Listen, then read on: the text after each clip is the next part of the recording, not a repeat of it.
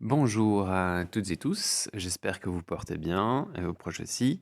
Voici un petit correctif de l'exercice 6.2.1. Certains d'entre vous ont eu des petits soucis avec ce dernier. Voilà. Alors, quelle était la question? La question était la suivante. Nous faisons réagir une solution d'hydroxyde de sodium avec une solution de sulfate d'hydrogène. Donc ici, j'identifie déjà bien mes deux réactifs. Il en résulte comme produit un sel en solution qui est du sulfate de sodium, ça c'est mon sel, ainsi que de l'eau, ça c'est mon deuxième produit. Donc en fait, nous avons NaOH plus H2SO4 qui va produire Na2SO4 et H2O. Attention, l'ion sulfate a bien une valence de 2, le sodium une valence de 1, d'où Na2SO4. Ensuite, j'équilibre le tout. Vu que j'ai 2 Na ici, j'indique un coefficient stoichiométrique 2 devant mon hydroxyde de sodium. Et du coup, j'ai également ici un 2 devant H2O afin d'équilibrer l'hydrogène et l'oxygène. Voilà. Ensuite, qu'est-ce que nous avons comme données? Je sais qu'on dispose de 100 ml en volume d'une solution de sulfate d'hydrogène et que sa concentration est de 196 grammes par litre. Donc ça, c'est bien une concentration massique. J'ai bien des grammes par litre. Et j'ai également ma solution d'hydroxyde de sodium qui, elle, a une concentration indiquée en mol par litre. Donc ça, c'est une concentration molaire. Ensuite, j'ai souligné mes deux questions. Quel volume de cette solution aurons-nous besoin afin que cette réaction soit complète? Donc, quel volume de cette solution? Je fais référence à l'hydroxyde de sodium. Et deuxième question, quelle sera la concentration massique du sel obtenu, donc qui est Na2SO4? Alors, maintenant qu'on a déjà écrit notre équation chimique, la deuxième étape est, à partir, dans ce cas-ci, du sulfate d'hydrogène, de déterminer un certain nombre de moles qui va réagir avec le NaOH, et ce qui va nous permettre de compléter notre tableau. Donc pour H2SO4, on a une concentration massique, on a un volume, on a sa masse molaire qu'on va rechercher dans le tableau périodique, 2H, 1S et 4O, pardon. Ensuite, il va falloir déterminer le nombre de moles de soluté qui est présent dans cette solution. Il y a deux possibilités en fait. Soit la possibilité de gauche, ici, où vous déterminez d'abord la concentration molaire sur base de gamma divisé par masse molaire, ça c'est une de vos petites formules magiques, qui va nous donner une concentration molaire de 2 moles par litre.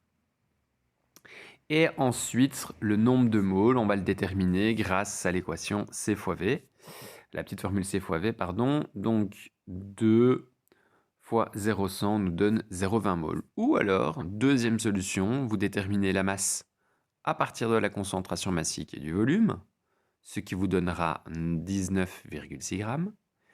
Et du coup, vous pourrez déterminer le nombre de moles. N est égal à masse divisé par masse molaire, ce qui nous donne 0,20 moles. Vous voyez qu'il y a parfois deux voies, deux chemins possibles afin d'arriver à la réponse, qui est totalement identique évidemment. Une fois que vous avez cette donnée-là, c'est bingo, vous allez pouvoir compléter votre tableau d'avancement. Je rappelle ici que toutes ces résolutions d'exercice sont faites avec tableau d'avancement. Il existe d'autres types de résolutions. Ici, j'ai vraiment privilégié ceci car ça vous sera utile pour mieux comprendre la stoichiométrie avec excès. On y reviendra beaucoup plus tard. Donc ici, nous avons 0,20 mol d'H2SO4. Comme d'habitude, je complète mon tableau ici en indiquant des zéros au niveau de mes produits à l'état initial vu que rien n'a encore réagi. Et au final, mes réactifs, je n'en aurai plus vu qu'ici, je suis sans excès, c'est-à-dire qu'on a exactement les quantités souhaitées et que tous mes réactifs vont réagir. Ce qui veut dire que mes 0,20 moles vont réagir complètement, donc moins 0,20 pour donner 0. Ensuite, je regarde mon coefficient, mon facteur stoichiométrique qui est de x2. Pour passer d'H2SO4 à NaOH, j'ai un facteur x2, c'est-à-dire qu'il me faudra 2 fois plus de moles d'NaOH que d'H2SO4 afin que ma réaction soit complète. Ce qui me fait 0,40 moles. Donc ça, c'est ce dont moi j'ai besoin afin que cette réaction soit parfaite. Ensuite, on va jouer avec d'autres facteurs stoichiométriques afin de terminer, de compléter ce tableau. Pour notre sel sulfate de sodium, là on aura un facteur x1. Et pour l'H2O, ben là je suis parti à partir des NaOH, c'était plus simple vu qu'ils avaient le même coefficient. Donc forcément, ils ont un facteur x1. Je complète le reste du tableau avec tous ces coefficients multiplicateurs. Donc j'aurai ici 0,20 mol de sulfate de sodium et 0,40 mol d'H2O qui seront produits lors de cette réaction chimique. J'espère que tout ça est bien clair. Ensuite, pour répondre aux questions, d'abord nous avons la question NaOH. Au niveau de mes données, j'ai la concentration molaire à 1,5 mol par litre. Le nombre de moles, nous l'avons trouvé grâce au tableau d'avancement qui est de 0,40.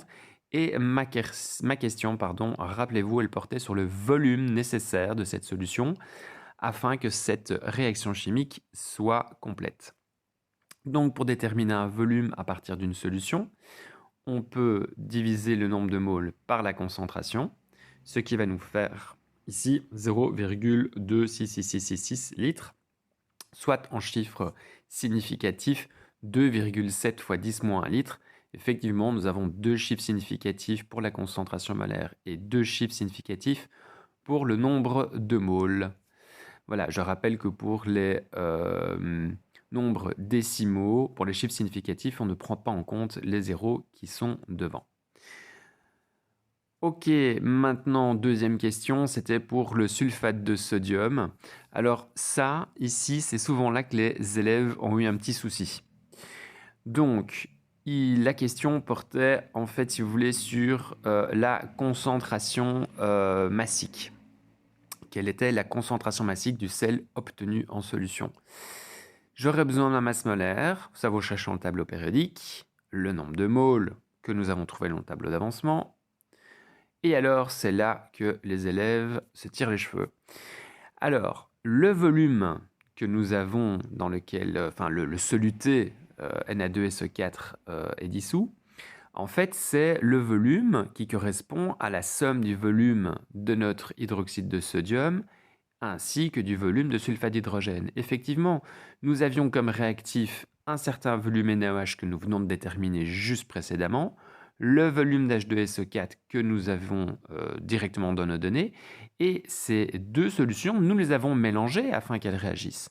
Donc, ce qui veut dire que si nous avions 0,27 litres d'NaOH et 0,100 litres d'H2SO4, je ne peux pas avoir plus ou moins de volume qu'à l'état initial. Donc nous avons un volume total de 0,37 litres une fois que nous avons mélangé les deux. Et du coup, mon Na2SO4, ce soluté sera sera dissous dans 0,37 litres de volume de solution. Pour la résolution, voilà, nous avons pour la concentration massique N sur V, donc 0,20, ça c'est ce que nous avons trouvé dans le tableau d'avancement. Le 0,37 correspond au volume dans lequel le soluté est dissous. Donc ça nous fait 0,54 mol par litre. Ensuite, si nous recherchons la concentration massique, à ce moment-là, ma petite formule super chouette, C fois M, donc la concentration molaire fois la masse molaire, permet de directement convertir en concentration massique, soit 0,54 fois 142,2. Le 142,2, c'est bien ma masse molaire qui était ici, qui nous donne ici 76,780 grammes par litre. Je mets tout ça en chiffres significatifs. Je n'avais que deux chiffres significatifs ici, donc je ne peux pas être plus précis que ça, ce qui va nous faire 7,7 fois 10 grammes par litre. Voilà, c'est la fin de la résolution, le correctif de l'exercice 6.2.1. J'en ferai d'autres prochainement. Je vous souhaite tout, une bonne soirée, une bonne journée, une bonne après-midi selon, et à tout bientôt, j'espère. Au revoir.